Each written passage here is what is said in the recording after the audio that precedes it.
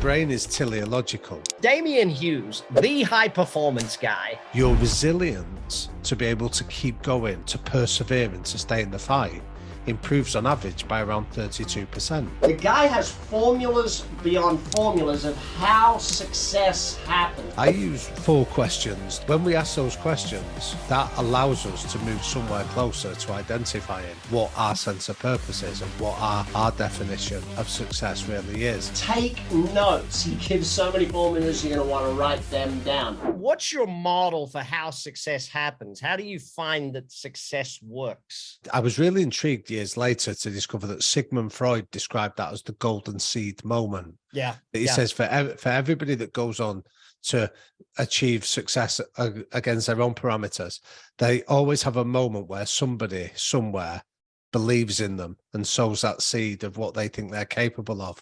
And that was certainly the case for me. How do we learn success from our mistakes or from our failures? That, to me, is married up with a word that I think gets misused an awful lot in our modern world, which is the humility. Humility isn't saying you're humble. It's a mindset, and it's a mindset that I see we develop in 3 stages, and it's those 3 stages that then allow us to learn from mistakes. So the first stage I often talk about when we refer to humility is peak idiot stage, where you have high levels of confidence but low levels of knowledge. So you have an opinion. You've always got a judgment.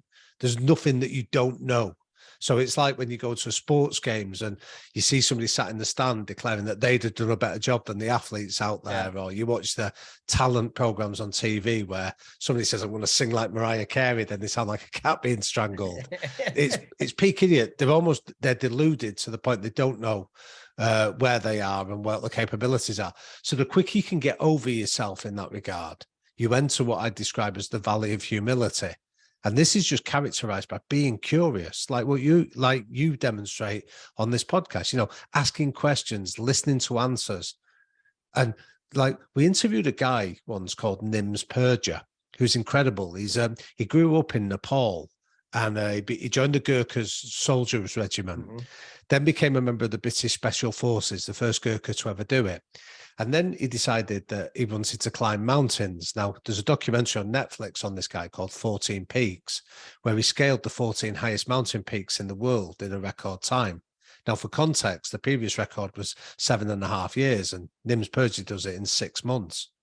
Jeez. And he had this great line that he was talking about that he says, your ability to be world-class at anything depends on how long and comfortable you are at being shit at it for. And that to me was such a great line, because it was always like, because that's where the learning is. That's where the failure is. But as a professor of this subject, it's quite, I'm very intrigued to get your thoughts. How do you succeed at high performance? I think the first definition of that, Brad, is to define what high performance is for you. And what I'd like to help people do is to answer that question of, well, what is success for you? I use 4 questions that come from the work of a guy called Dan Bootler. The first one is, what do we love doing? The second one is, what are we really good at?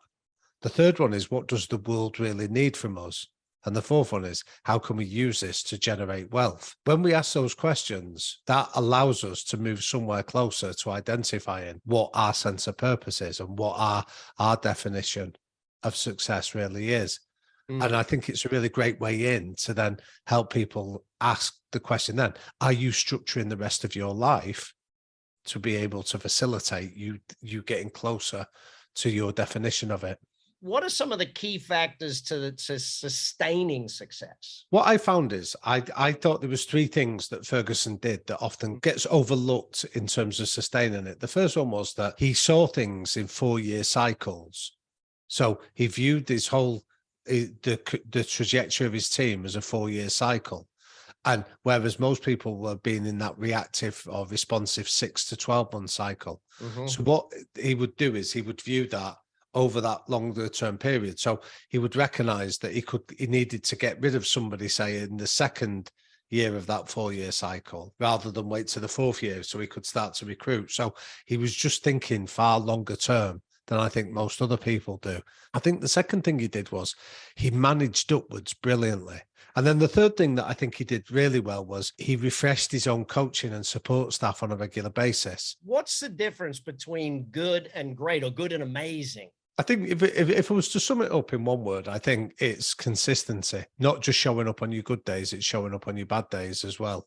What's your perspective on the difference between someone who sets, the 1 million goal versus the 1 billion goal, or the be local champ versus world champ? What's your mindset on how that goal is different, or how does a person go to that level? The brain is teleological. We need to have a target to go for. Teleological. Explain that word to me.